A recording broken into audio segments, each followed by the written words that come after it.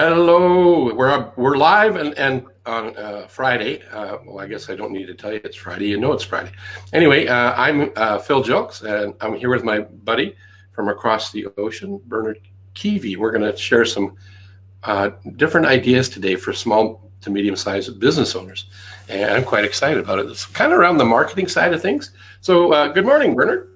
Good morning, Phil. And yes, I'm excited too. And I think it's really good because we both have different ideas and they seem to sort of feed off each other. So yeah, I'm really looking forward to it. So excellent. Let's get started.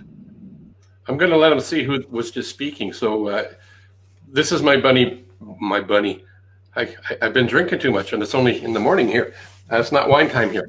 Anyway, this is the expert when it comes to numbers and marketing strategies and analytics. This guy's awesome, Bernard Keevy. So I'm going to go to the next slide. You're going to jump right into it, and we're going to learn a ton of stuff from you. I'm looking forward to it. Okay, so thanks for that introduction, Phil. That's wonderful.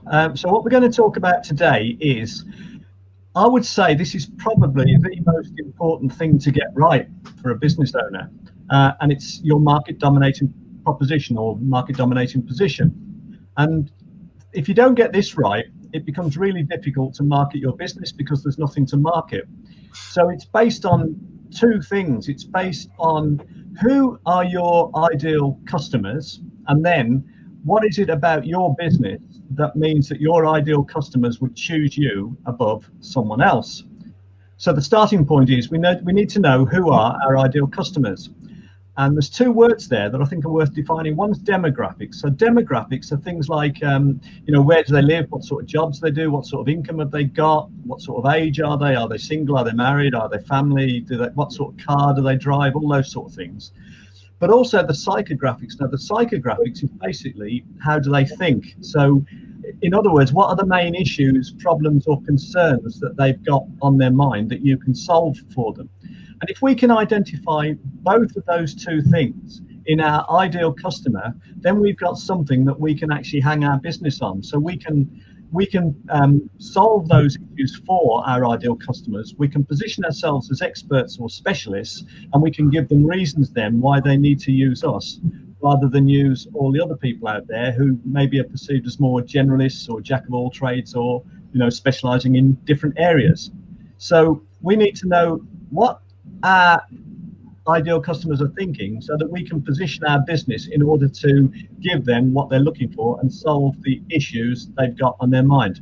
And the other thing that I always think we need to focus on is there's an obsession sometimes with chasing new customers all the time, whereas actually it's a lot easier and a lot less expensive to market to existing and previous customers who have already come to us because they see us as specialists or experts. To add to that, Phil, or have I explained that reasonably well? Yeah, I want to go back up to the two points about graphics, the demo graphics and the psychographics. Yeah. So in addition to the, is there anything else in the demographics that we need to be aware of or our audience might want to pay attention to?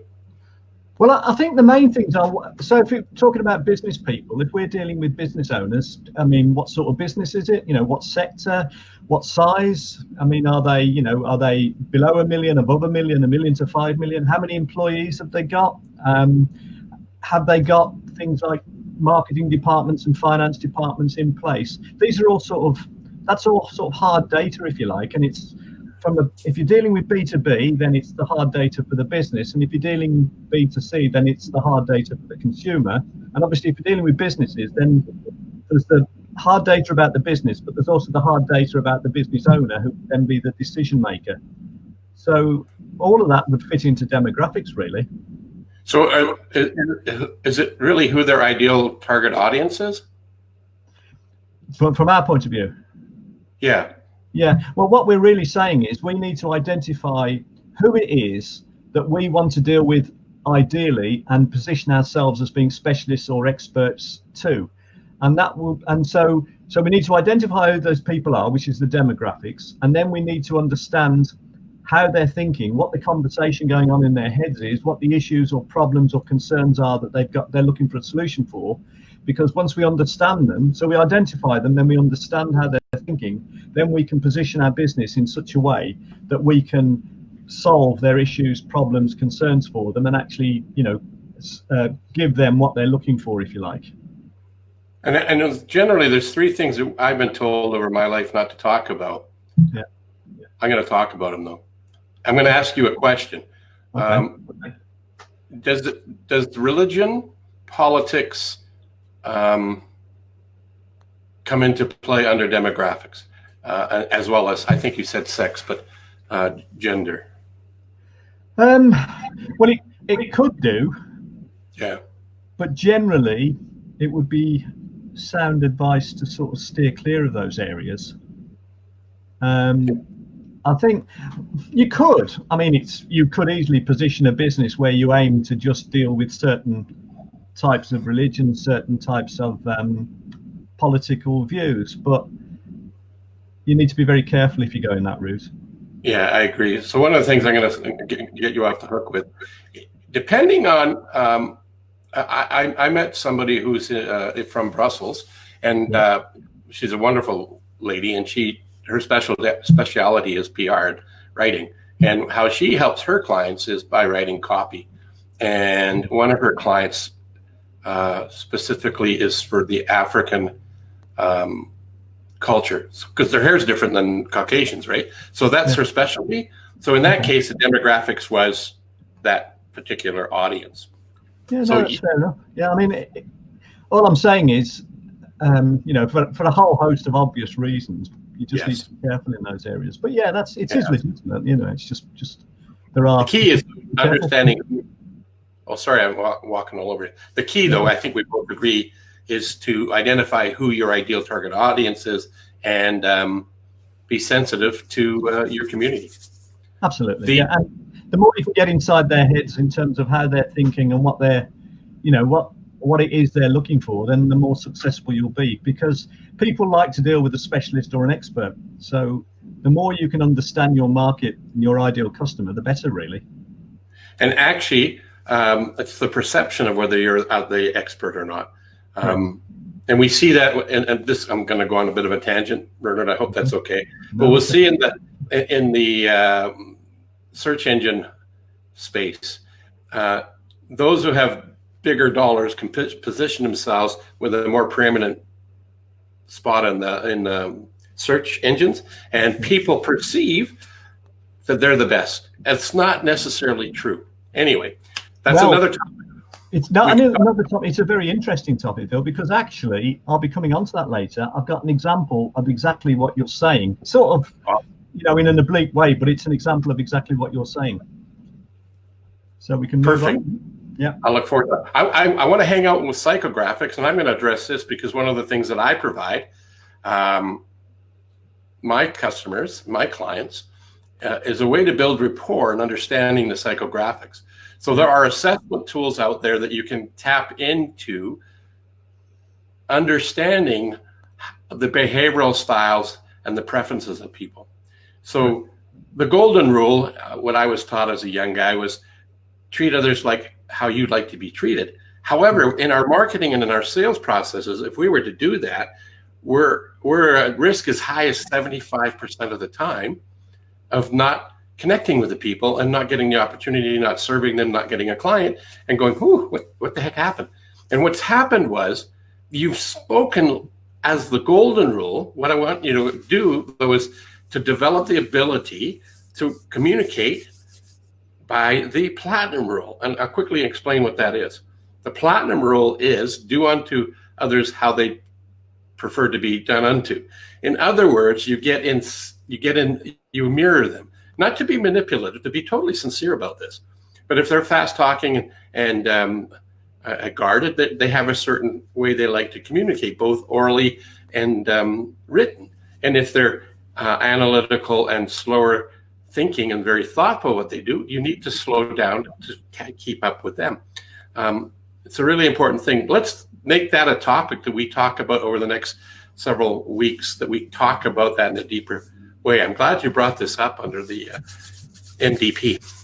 Well, just one other thing, actually. The psychographics, when I look for people to work with, on a coaching basis, I like to work with people who are, for want of a better expression, who are into personal development, who follow the likes of the Brian Tracy's of this world, and the Max Maltz and all the other people that we follow, the Susan Jefferson people. I like people who, that's psychographics, because if they think along those lines, I think they're more likely to actually buy into the whole idea of self-development, self-improvement, and maybe being coached.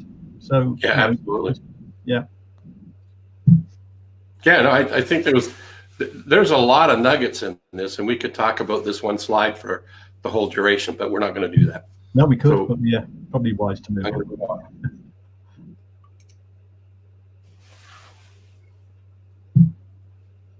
Now, a long time ago, I used to be a college lecturer in business, finance, economics, etc. And people used to say, oh, it's not really relevant to the real world, but it is. So this is an example. This is what's called a demand curve. And what this basically says is that for most of us, well, for virtually all of us really, the higher the price we charge, the harder we'll find it to sell large quantities of what we make and sell. And as we lower our price, we'll find it easier to sell. So normally there's a relationship between the price we charge and the quantity we're able to sell. And generally, if we lower our price, we'd expect to sell more. That's the whole argument about discounting, and it's why people are reluctant to put their prices up. But the problem is that most business owners don't actually know what this relationship really looks like, because it's all guesswork. Because how would you know? The only way you'll find out is by trying different prices, and people are reluctant to do that. So if we move on, it could look like this next one, which is a fairly flat and low relationship. And which is what that basically is saying is that at low prices, you need to have low prices to sell your thing. And as you lower your price, you'll sell more. And as you raise your price, if you try and raise your price, you'll lose a disproportionately large quantity. It's actually called elastic demand in economics. But what it means is you're in a price competitive market, price sensitive. And so if you try and raise your price a bit, you'll lose out significantly to your competitors because they're undercutting you. And the problem you have is because all the prices have been driven down and margins are low, if you try and lower your prices to capture market share, well, one, you'll probably end up making a loss because your margins are already very low. And two, you'll trigger off a price war and other people will just lower their prices.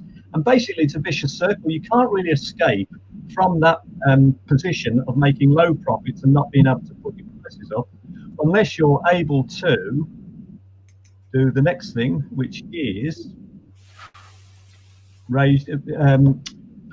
be perceived as being better than the others.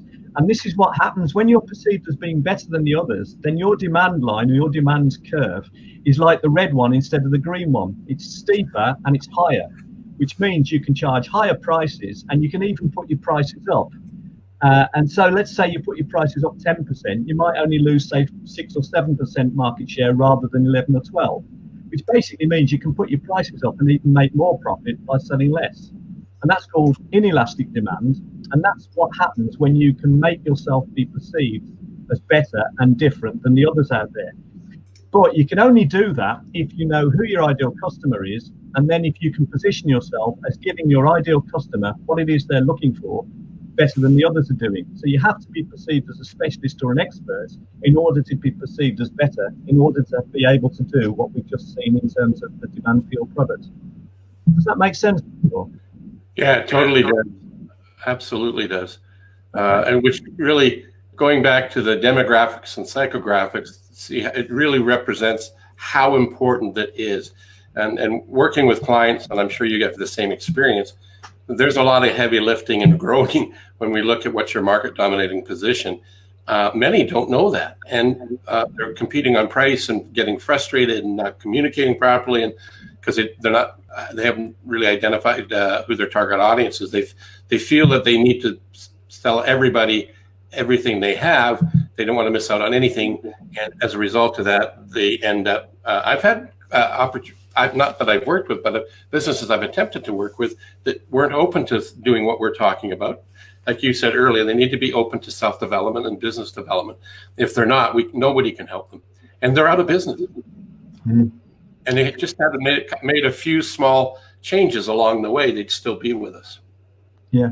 And it's interesting how you actually position yourself to be different and better than the others and to be the expert or the specialist. And sometimes it doesn't need to be that much. It just needs to be something that's important to your ideal customer.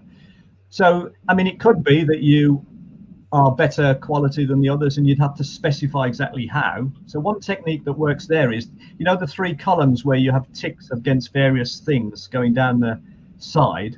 And so this is us and we've got ticks against everything, and this is our competitors and they've only got ticks against some of the things. So that's one way of doing it, but you have to make it specific.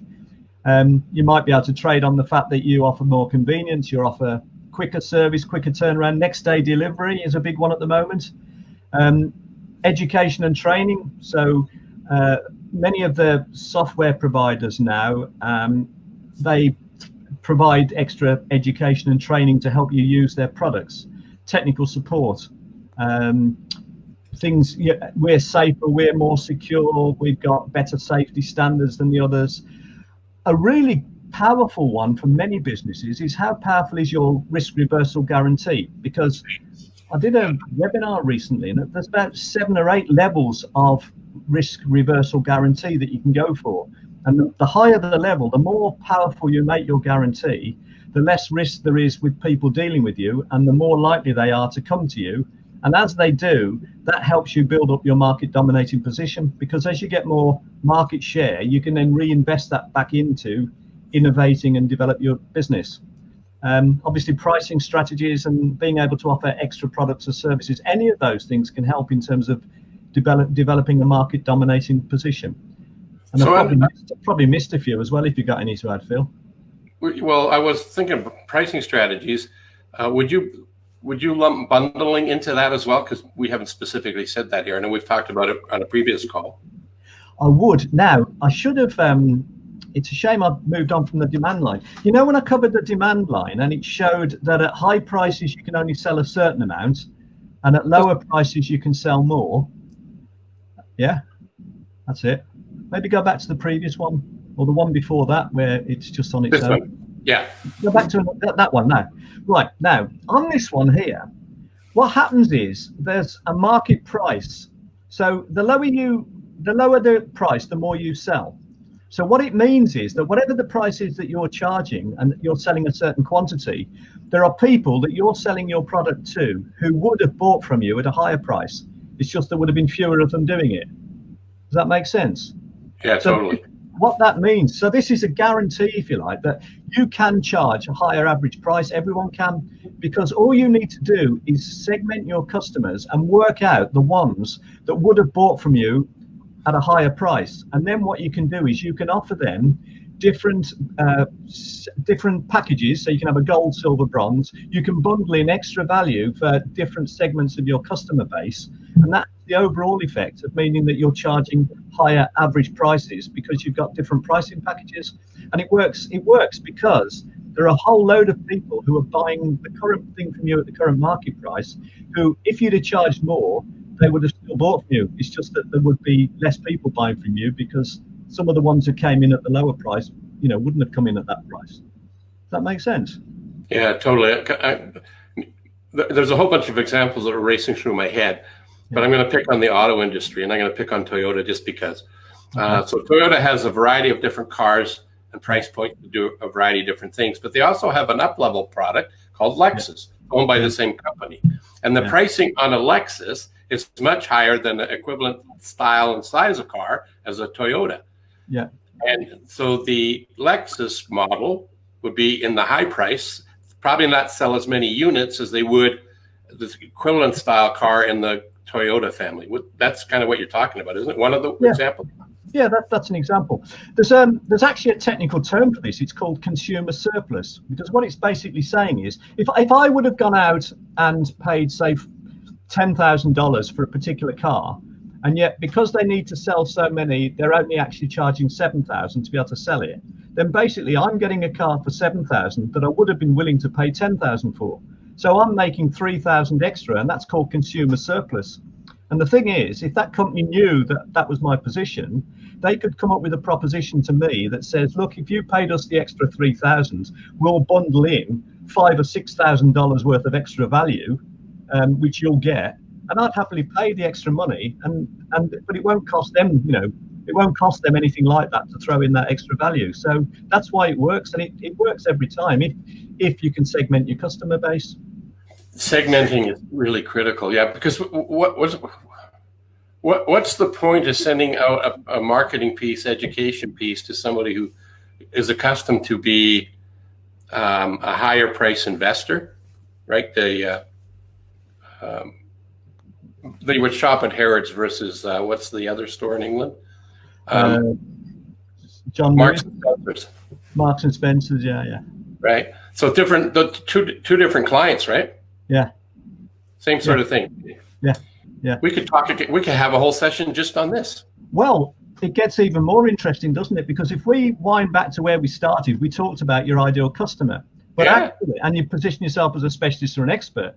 But actually, if you segment your customers, then you can position yourself as a different specialist or expert, to the top range people, as to the middle people, as to the lower range people. And you may even get to the stage where you want to specialize just with the upper range people and actually discourage the sort of lower range people from being your customers because they're not actually your ideal customer.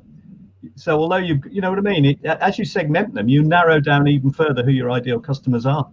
Yeah, I've been researching and studying a whole bunch of successful entrepreneurs around the world to see what the commonality is or the uniqueness is amongst them. And one of the ones is a terrific young woman. She's in her 40s, I think, and she started a company from her living room, and she's a billionaire and hangs out with people like Sir Richard Branson.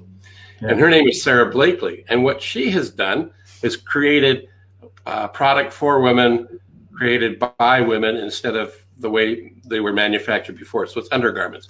And her ideal target audience when she started out was this, but then she wanted to get into different stores, like instead of being just in Saks Fifth Avenue and some higher end stores in the US and around the globe, she wanted to be able to put the product and serve another group of women that couldn't afford the Spanx brand. So she created another one. Off the top of my head, I can't remember exactly what it is, but it's a really catchy name. But they changed some of the specs on it, and it now can go into the Marks and Sparks and a Target store in the US. So she really identified who her two different audiences were and had to build and package products specific for them. So as a result of that, she's serving more people and being helping more women because she has a mission statement, which is another thing we can talk about. I'm going to go back to your last slide. This one. Is there anything else on here that we must talk about now, or? There's something else that's on the next slide, which I'm going to explain, which I think is really interesting. So that list wasn't exhaustive, but this is a really famous case study in marketing. It's Schlitz beer. And I think Rod Stewart sings about it, doesn't he? What made Milwaukee famous? I presume that's what he's referring to. But, the story is that going back many years, Schlitz was just one of the also-rans in the beer market. I think it was 8th, and wasn't doing particularly well as a brand. And they hired a Madison Avenue, New York marketing agency to try and develop the brand. And the guys came to see them. And a golden rule when you're doing any marketing is you need to know as much as you possibly can about the products in order to be able to market it. So they came along and to find out what they could. So they started talking to the people at Schlitz, and they said, so can you talk us through your process? And they said, well, sure. They said, so the first thing we do is we use water from that lake over there. And they said, well, so why'd you do that then? So, well, because that lake, the water's pure, crystal clear. It's the clearest water for miles around. And, it has to be really clear to get a clear taste. They said, okay, and then what do you do? And said, well, we use hops from that particular, area over there because they're the best hops. They get more sun, etc., etc.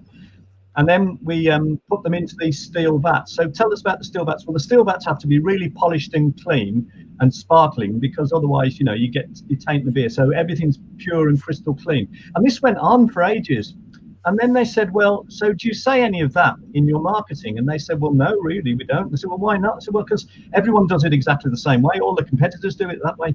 So then they said, well, do the competitors say that in their marketing? And they said, well, no. So what they decided to do was they decided to spell out all of these things that they do in all of their marketing. And they went from being 8th to clear number 1.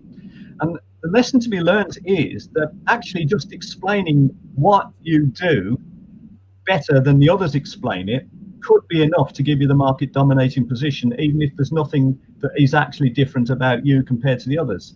Because most people don't take the time and trouble. So we automatically assume that if someone takes the time and trouble to explain in detail why they're better, they must be better, which is why long copy beats short copy, and which is why if you look at adverts for things on the internet, you get pages and pages and pages of it, because the more information there is, psychologically, the more we think, this is really powerful, you know, there's a lot to this must be good. Does that make sense? Totally. A really good example. Yeah. Sorry, did you want an example? No, that's good. Yeah. It was a really good example. Yeah. It's excellent. It's an excellent story. So let's just talk about your ideal customer. This goes back to the 80-20 rule, really.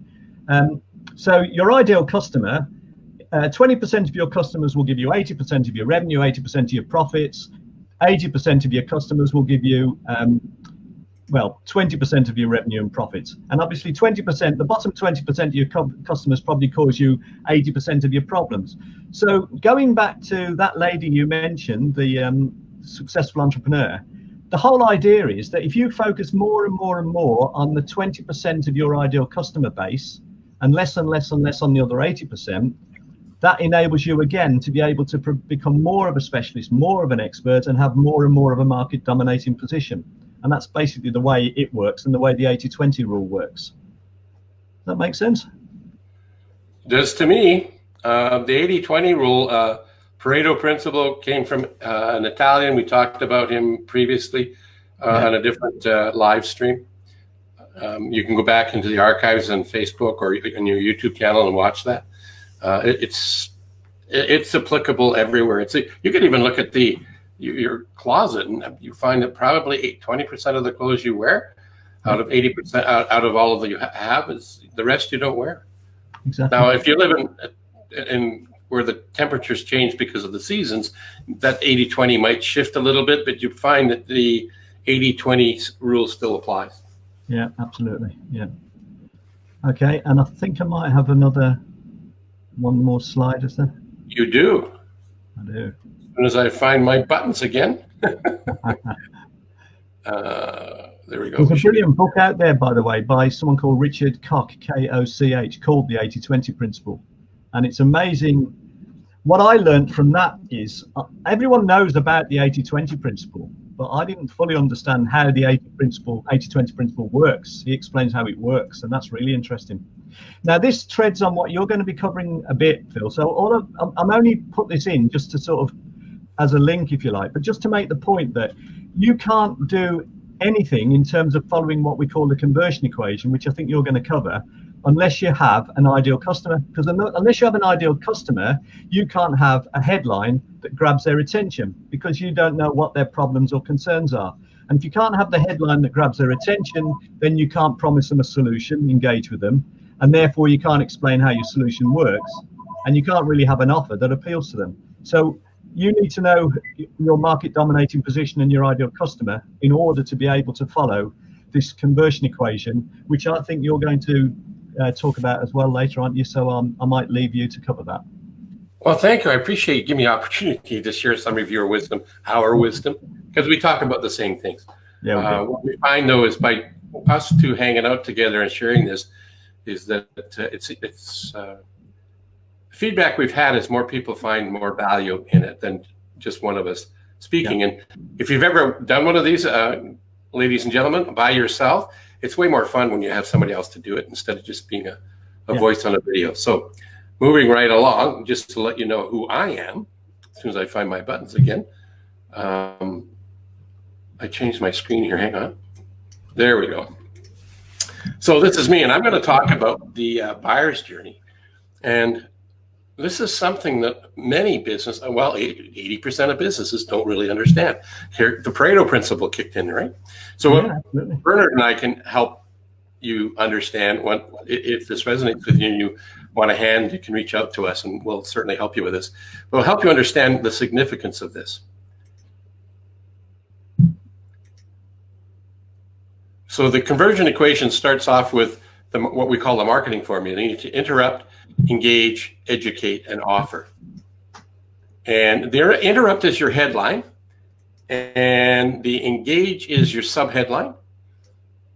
The educate is providing them, the language that's being used today is content, value filled content. You got to create content. You got to blog. You got to have a website. You need to be doing social media. You need to be doing billboards. You need to do vehicle wraps.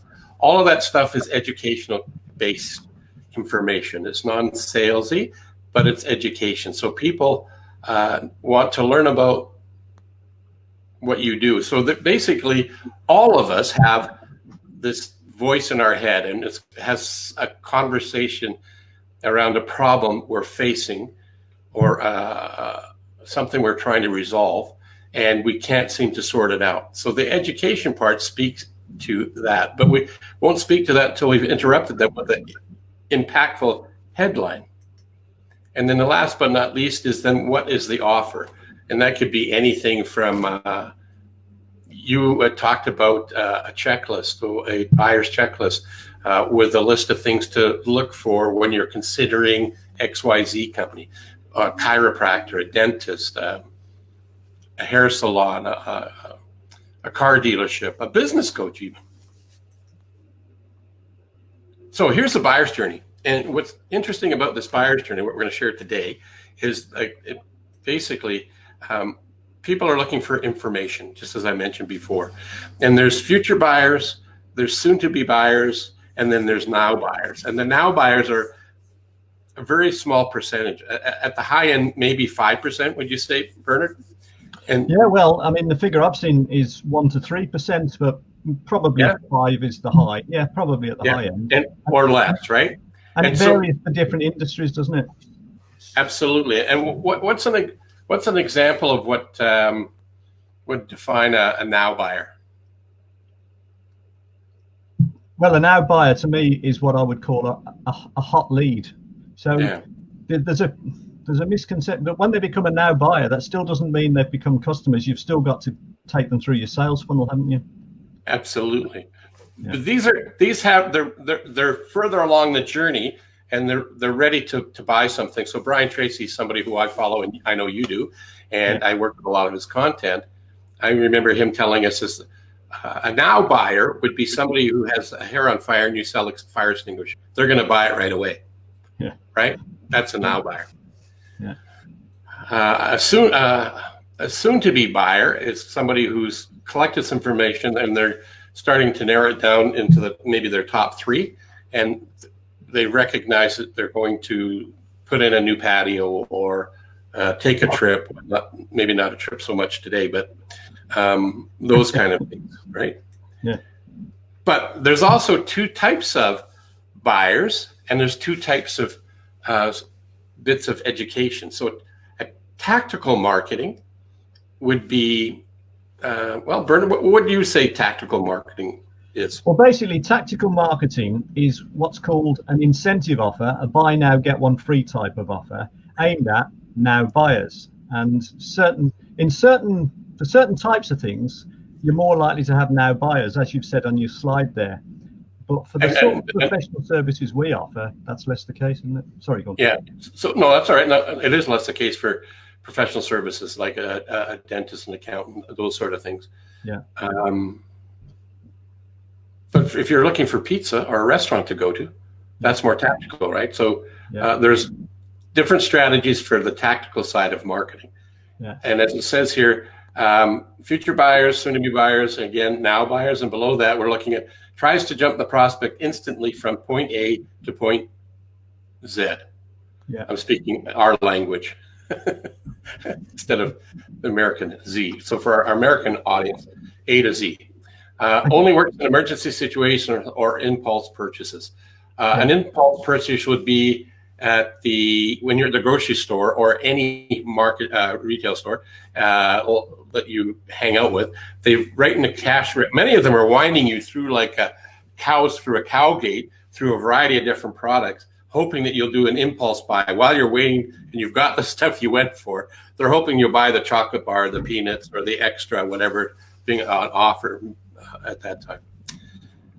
Now, the other side of this is strategic marketing. So strategic marketing is something that Bernard and I would probably be more into, which is kind of what we're doing today. We're providing education, and this is one of being totally transparent. We're hoping that you hear something about what we say, that you like one of us and you want to find out more information. If you stay to the end of this session, you'll find, or catch this video later, at the end we will have an offer where we're going to help you find 100,000 pounds or dollars, because this works in any economy, just as long as it's in English, and without spending any money on advertising or marketing, but we'll get to that later. So strategic marketing is being more purposeful. So what you're doing here is you're actually building your list. That's the common language in today's marketing world. You need to build a list. That's your customer base. And when we mean a list, we're not saying the list of people that you already work with, and how you're going to nurture them is by, you send them an invoice, they don't pay it, so you send them a nice reminding note, a statement reminder saying that they're still in arrears. And then as time goes on, 90 days and 120 days, you become more terse and say, hey, pay the damn bill, will you? Well, that's not nurturing in a marketing point of view. That's client alienation. I actually heard a story of one of my friends where their bookkeeper actually sent out an inappropriate email, and now they've got an issue with their client that may not come back and do business with them anymore. That's not nurturing. That's killing business. Yes, we need to collect the money. That's true. That's a different way to talk. What we're talking about here, though, is providing information and content that's relevant to your audience. And I'm talking with a prospective, well, actually they're a client of mine right now, but I have a new idea. I've got a way to provide them with a newsletter. And the newsletter is going to be made available, or at least this is what we're exploring, to their dealer network. So they have a way to communicate with all their prospects and clients, and it's going to be a done for them kind of a newsletter. So that's a strategy on the marketing buyer's journey. So that helps them stay top of mind with their particular service provider in this case. And in that, they won't be doing salesy type stuff. They might have the odd offer in there, but it's going to be education, information packed. It could be, because it's digital, we could add video in there, and they could have, you know, pictures of the family at a barbecue at the lake or ski trip or those sort of things. Or if there's best practices to how to maintain the equipment that they sell and support without selling. It's all educational based, so that people will get to know, like, trust, and respect you even more. So strategic is an ongoing, almost forever, providing different pieces of information as different information comes along. Anything you would like to add to that, Bernard? Well, apart from the obvious, which is with strategic marketing, you're marketing to the whole market. Now, 30% we reckon won't buy eventually. So 70% with strategic marketing, you're nurturing and marketing to 70%. Whereas with tactical marketing, you're selling only to now buyers, which is only 1-3-5%. So obviously strategic marketing means that eventually you're going to end up with a lot more customers than through tactical marketing.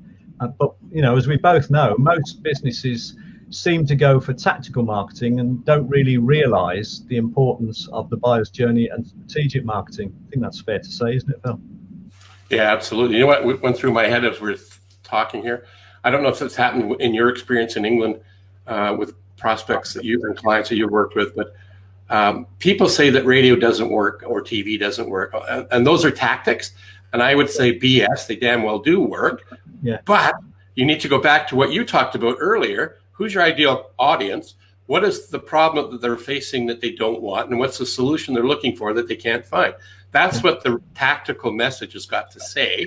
And the tactic needs to be part of the strategic marketing journey. So you're communicating, providing education, and reminding people who they could reach out to get the problem solved. Would you concur? Yeah, absolutely. Yeah. And just one other thing I wanted to mention as well, which I think you covered earlier, which is that, I mean, we both like Brian Tracy for various reasons, but he talks about people are motivated by pursuit of gain and fear of loss. Yeah. And that basically they'll buy either to gain or to avoid loss. But what's interesting is if you understand what's called behavioral theory, I think it's called behavioral theory, what they've discovered is that loss is twice as important to people as gain. So for instance, if they've got an investment that goes up 10%, that doesn't worry them. But if it goes down 10%, they're twice as worried by the fall of 10% than they would be pleased by the gain. And it's the same with our marketing, because the marketing message tends to be towards the negative, towards solving an issue or a problem or concern, simply because that's going to be twice as important to someone as a potential gain is. And that it all ties up with behavioral theory, understanding behavioral theory. I just thought that was worth mentioning, really. Absolutely. And I just want to highlight one thing here down at the bottom. It says 99% of prospective buyers reach a buying decision this way. 99%. That's a lot. And you know what typically happens is people do a tactical marketing strategy and wonder why they're not growing their business. Yeah. Well, people go networking and try and sell to people in the room. Yeah. Tactical marketing, whereas they should be going networking to build relationships, to nurture those relationships, which is strategic marketing. Yes. And in the old book of How to Win Friends and Influence People, Dale Carnegie talks about to understand the people you're talking to, or Covey says, seek first to understand, then to be understood. And you're right. Most people, the word I'm hearing these days is spamming. They're spamming us. Yeah. And I had a call like that yesterday, and I felt just like that. Anyway, I'm going to Esmo and move on. So just looking at the time here, I'm just going to bring all these up all at once. So here's basically the buyer's journey. Because of saturation marketing messages these days, we need to be reaching out, touching, and getting our message out there. 20 to 100 touch points, right?